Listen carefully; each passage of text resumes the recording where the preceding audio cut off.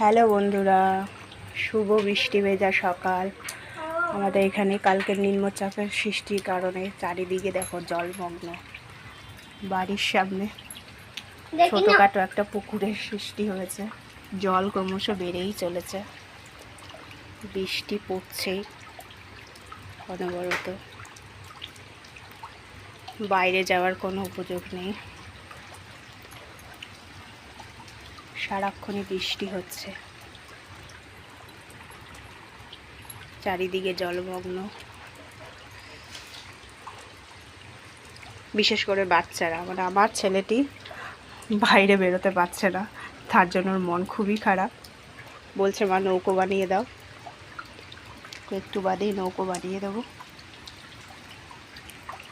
কালকের থেকে সেই বৃষ্টি, কালকের থেকে বলছি পরশুদিন রাতের থেকে বৃষ্টিতে চারিদিকে জল আর জল।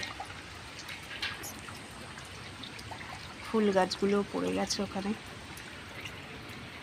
তোমাদের ওখানে কেমন বৃষ্টি হচ্ছে জানিও।